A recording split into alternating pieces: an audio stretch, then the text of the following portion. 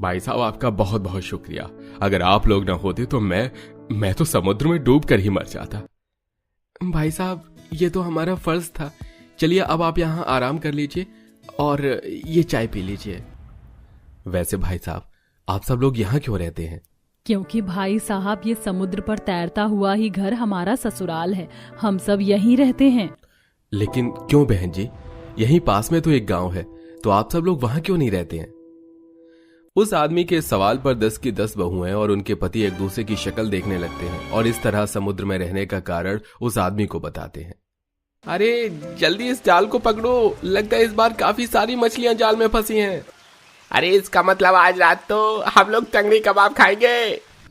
अनुज, मयंक, पवन, रोहन, रोहित, श्याम, अनुज, सुदेश, मनोज और शंकर, ये सभी 10 भाई समुद्र के अंदर से मछलियां पकड़ने का काम करते थे। वहीं इन सब की पत्नियां गांव के बाजार में मछलियां बेचा करती थी। इस बार तो आपने काफी सारी मछलियां पकड़ी हैं। और नहीं तो क्या, अब जाओ जल्दी से इसे बेचो और रात में आज हम सबके लिए टंगड़ी कबाब बनाना। 10 बहुएं टोकरियां भर भर के मछलियां बाजार लेकर जाती हैं और उन्हें बेचकर काफी अच्छे से पैसे कमा लेती हैं। इसी तरह समुद्र में से मछली पकड़ना और उन्हें बेचकर पैसे कमाना, यही इस परिवार का गुजारा चलाने का एकमात्र तरीका था।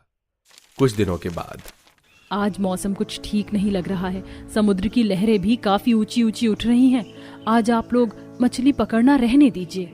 अरे ऐसी लहरें तो आए दिन उठती हैं, तुम सब यही इंतजार करो, हम मछली सब भाई पकड़ कर लाते हैं। सभी भाई जैसे ही नाव में सवार होकर मछलियां पकड़ने के लिए समुद्र में उतरते हैं तो अचानक समुद्र की लहरें पहाड़ों जितनी ऊंची उठने लगती हैं और देखते ही देखते समुद्र में काफी चहल पहल मच जाती है, जिसे देख जल्दी से सभी भाई समुद्र किनारे आते हैं और अपनी अपनी पत्नियों के साथ वहां से चले जाते हैं। लेकिन उनका ये सब करना बर्बाद होता है और समुद्र के अंदर तूफान आ जाने की वजह से समुद्र के आसपास जितने भी घर बने थे वो सब टूट जाते हैं।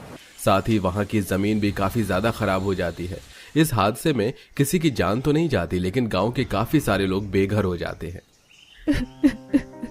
क्यों भगवान तूने हम गरीबों से हमारे घर छीन लिया? आखिरकार क्या कसूर था हमारा? हम लोग कहाँ जाएंगे, क्या करेंगे, कैसे रहेंगे? मुझे तो कुछ समझ नहीं आ रहा है। गांव में जिन लोगों के घर बच गए थे और जिनकी जमीन सही सलामत थी, वहां पर वो पूरा परिवार जाकर घर बनाने की मदद मांगता है, लेकिन कोई भी गांव वाला उनकी मदद नहीं करता। लेकिन काकी आप तो हमारी माँ जैसी हैं और आप भी तो कहती थी कि अगर हम पर कभी कोई मुसीबत आ पड़े तो आप हमारी जरूर मदद करेंगे। हम बस आपसे थोड़ा समय ही तो मांग रहे हैं जिस पर हम घर बना सके। अगर जमीन लेनी है तो ले लो, लेकिन इसके बदले मुझे पैसे चाहिए। कहने में और करने में फर्क होता है। अरे ये जमीन हमने खून पसीना बहाकर खरीदी है, फ्री फंड में थोड़ी ना मिलती है जमीन। गांव में सभी लोगों के मना करने पर पूरा परिवार निराश होकर समुद्र किनारे बैठ जाता है। उस हादसे में हम लोग क्यों बच गए? हम लोगों को भी मर जाना चाहिए था। ऐसे भटकते हुए रहने से अच्छा था कि भगवान हमें भी अपने पास बुला लेता। सभी लोग समुद्र किनारे उदास होकर बैठे हुए थे कि तभी अचानक समुद्र पर जमी धुंध हटने लगती है और उन सभी बहुओं में से नैना नाम की बहू को समुद्र के बीचों बीच एक टापू जैसा कुछ दिखाई देता है। वो क्या है? ऐसा लग रहा है कि जैसे समुद्र के बीचों बीच कोई जमीन है। अरे वो तो कोई टापू जैसा है, बहुत बड़ी जमीन है वो, लेकिन वहां कोई नहीं रहता। अगर कोई नहीं रहता और वो जमीन भी खाली है तो क्या हम लोग वहां जाकर रह सकते हैं? कम से कम वहां हमें घर बनाने से कोई मना तो नहीं करेगा। लेकिन इस तरह यूं समंदर के बीचों बीच रहना हमारे लिए ठीक रहेगा? उन सबके पास कोई और रास्ता नहीं बचा था, इसलिए वो सब अपना बचा कुचा सामान लेकर नाव में सवार होकर समुद्र के बीच बने उस टापू पर पहुंच जाते हैं। अरे हमने कितना सोचा था, ये जमीन तो उससे ज्यादा बड़ी है, कितने सारे पेड़ पौधे हैं यहाँ। अब यहीं से हमें अपने नए घर की शुरुआत करनी होगी, यहीं मनाएंगे हम अपना ससुराल। सभी बहुएं जमीन खोदती हैं, वहीं उन सब के पति पेड़ों से लकड़ियां काटते हैं। इतनी लकड़ियां काफी हैं या और अभी काटें? इतनी काफी है। आप सब लोग अब कुछ लकड़ियां जला लीजिए, हम खाने की तैयारी करते हैं। रात होने को आई है, अब कल ही हम अपने ससुराल का नाम रखेंगे। सभी बहुएं मिलकर खाना बनाती हैं और सब लोग खाना खाकर वहीं सो जाते हैं। अगले दिन होते ही 10 के 10 लोग लकड़ी के घर बनाने की तैयारी में लग जाती हैं। वो सब मिलकर 3-3 घर बनाते हैं और तीनों घरों में हिसाब से रहने लगते हैं। अरे कोमल, तुम ये घर के बाहर ऐसी खुदाई क्यों कर रही हो? कुछ बोना है क्या? सोच रही हूँ कि 2-4 सब्जियों की खेती कर लूं। अब बार बार सब्जियां लेने गांव कौन जाएगा? नैना कोमल मिलकर घर के आंगन के छोटे छोटे गड्ढे करके सब्जियों के बीज बो देते हैं। दूसरी तरफ भावना और श्रेया समुद्र के किनारे पर बैठकर कपड़े धो रहे होते हैं कि तभी अचानक उन्हें एक सीप मिलती है। अरे ये तो सीप है ना, मैंने सुना है इसके अंदर मोतियां होती हैं, इसे खोलकर देखें। भावना श्रेया जैसे ही उस सीप को खोलती हैं, उसके अंदर उन्हें काफी सारे रंग बिरंगी सुंदर सुंदर मोतियां मिलती हैं। इसके अंदर सच में मोती है, वरना मैं तो ये समझती थी कि लोग झूठ कहते हैं। श्रेया, अब हम इन मोतियों से ब्रेसलेट, गले का हार, कान के बूंदे क्या क्या नहीं बना सकते। इन्हें बनाकर हम अपने शहर में बेच सकते हैं और काफी सारे पैसे भी कमा सकते हैं। समुद्र के किनारे पर ढूंढने पर भावना श्रेया को कई सारे सीप मिलते हैं, जिसके अंदर से वो लोग अलग अलग रंग की मोती इकट्ठा करते हैं और उनसे माला, ब्रेसलेट, कान के बूंदे बनाते हैं। वहीं सीप के साथ साथ उन सभी को छोटे छोटे शंख भी मिलते हैं। बड़े शंख को वो बाजार में पूजा के सामान के तौर पर बेचते हैं, वहीं छोटे छोटे शंखों से चूड़ियां बनाते हैं। इन शंखों की चूड़ियां तो दिखने में कितनी ज्यादा सुंदर लग रही हैं। एक चूड़ी भी अगर हम 50 रुपए में बेचेंगे तो हम कितने पैसे कमा लेंगे। मुझे तो लगता है कि समुद्र के ऊपर तैरते हुए इस घर में रहना काफी ज्यादा दिक्कत भरा होगा, लेकिन देखो हमने अपनी मेहनत और ऐसे छोटे छोटे जुगाड़ से अपनी रहन सहन को कितना आसान बना लिया है। सभी बहुएं मिलकर खेती करती हैं, शंख से चूड़ियां, मोतियों से हार बनाती हैं। वहीं उन सबके पति उन सभी सामान को ले जाकर बाजार में बेचते हैं।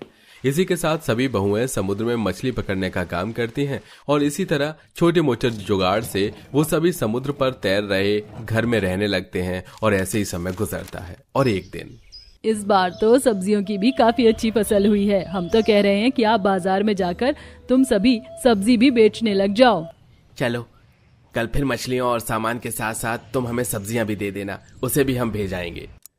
सारा परिवार साथ में बैठकर खाना खाते हुए बात कर रहा होता है कि तभी उन्हें किसी के चिल्लाने की आवाज आती है। बचाओ, बचाओ मुझे, अरे मुझे बताओ, मैं डूब रहा हूँ। अरे कोई तो बचाओ मुझे, कोई मेरी मदद करो। अरे ये आवाज कैसी है? लगता है कोई डूब रहा है। सभी जैसे अपने घर से बाहर निकलते हैं तो देखते हैं कि समुद्र में एक आदमी डूब रहा है। अरे इसकी मदद करनी होगी, वरना तो ये डूब कर मर जाएगा। सुदेश जल्दी से समुद्र में पानी में कूदता है और उस आदमी को डूबने से बचाकर सीधा घर के अंदर लेकर आता है। आप ठीक तो है ना? आप समुद्र के बीचों बीच डूब कैसे रहे थे? अरे मैं तो नाव लेकर समुद्र घूमने आया था, लेकिन अचानक नाव में छेद हो गया और मेरी नाव डूबने लगी। मुझे तैरना नहीं आता था, इसलिए मैं भी डूब रहा था। वो तो भला हुआ आप लोगों का कि आप यहाँ रहते हैं, वरना मैं तो आज डूब कर ही मर जाता। वैसे आप लोग यहाँ रहते क्यों हैं? सभी बहुएं और उनके पति मिलकर उस आदमी को समुद्र के बीचों बीच तैरते हुए घर पर रहने का कारण बताते हैं। वैसे आप लोगों को यहाँ रहने में दिक्कत तो आती होगी ना? आपने भले ही जुगाड़ से काफी सारी चीजों का इंतजाम किया हो, लेकिन आपको लाइट वगैरह की तो दिक्कत होती ही होगी ना? इसीलिए हमें रात होते ही लालटेन जलाना पड़ता है। बिना लाइट की हमें काफी दिक्कत होती है। चाहे तो मैं इसमें आपकी मदद कर सकता हूँ। मैं एक न्यूज रिपोर्टर हूँ। आप सच कह रहे हैं, आप हमारी मदद कर सकते हैं, लेकिन कैसे? वो आदमी उन सभी लोगों को उनके पति और उनके समुद्र पर तैरते हुए घर के एक वीडियो बनाता है और उसे सोशल मीडिया पर पोस्ट कर देता है, और जिससे सरकार को यह पता चलता है कि समुद्र के बीचों बीच बने उस टापू जैसे समुद्री जगह पर लोग रह रहे हैं। इसलिए सरकार उस समुद्री जगह तक बिजली पहुंचाने का काम करती है। हमारा ये समुद्र पर तैरता हुआ घर पूरी तरह से रहने लायक है। अब हमारे साथ साथ गांव में रहने वाले लोग भी यहाँ रह सकते हैं, जिनका उस तूफान में घर उजड़ गया था। अब उन लोगों को यूं दर दर भटकने की कोई जरूरत नहीं है। एकता बिल्कुल ठीक कह रही है। अब आप सब लोग जाइए और उन लोगों को यहाँ ले आइए। उन सब के पति गांव में बेघर लोगों को ढूंढते हैं और एक एक करके नाव से उन्हें अपने समुद्र के ऊपर तैर रहे घर में ले आते हैं, और अब वो सब मिलकर अपना अपना घर बनाते हैं। और अब 10 बहुओं के समुद्र पर तैर रहे ससुराल से वो सब का अब समुद्र पर तैरता हुआ गांव बन जाता है। ये क्या है सरला? जब तुझे पता है कि हमें से कोई भी ये हरी सब्जी नहीं खाता है, तो तूने फिर ये क्यों बनवाया? और अगर ऐसा ही करना था तो हमें अपने घर ही क्यों बुलाया? मजाक बनवाने के लिए? सरला, तू इतने सालों से यहाँ रह रही है, तुझे अच्छे से ये भी पता है कि हमारी सोसाइटी में सबको नॉनवेज ही पसंद है, और घर पे कोई पार्टी या कुछ भी होता है सब नॉनवेज ही बनवाते हैं। और सब पता होने के बाद भी तूने ये किया? बहुत तुझे अकल नहीं है क्या? अब तक तो बस मैं ही तुझसे परेशान हो गई थी, लेकिन तूने तो घर आए मेहमानों के बारे में भी नहीं सोचा। अरे घर में अगर कोई पार्टी होती है तो बस अपनी पसंद का खाना नहीं बनाना चाहिए, मेहमानों के बारे में भी सोचना चाहिए। पर माँ जी। सबके लिए अच्छा खाना बनाने के बाद भी मिताली से ऐसी भी क्या गलती हो गई थी कि उसे सब लोग इतना सुना रहे थे। ये जानने के लिए चलिए हम कुछ समय पहले चलते हैं। यहाँ तो कुछ भी हरी सब्जी नहीं है। अब मैं सबके लिए क्या बनाऊं? फ्रिज में भी बस नॉनवेज ही है। एक काम करती हूँ, जब घर में हरी सब्जी नहीं है तो मैं बाजार से ही ले आती हूँ। मिताली थैला लेकर बाजार जाने के लिए निकल ही रही होती है। तभी मिताली की सास उसे टोकती है। अरे बहू, तू ये थैला लेकर कहाँ जा रही है? अरे आज तो तेरी पहली रसोई की रस्म है ना।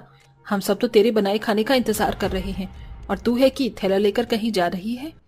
माँ जी, वो दरअसल में खाना बनाने के लिए रसोई में गई थी मैं, तो वहाँ कुछ भी हरी सब्जी ही नहीं थी, तो बस इसीलिए मैं बाजार जा रही हूँ हरी सब्जी लेने।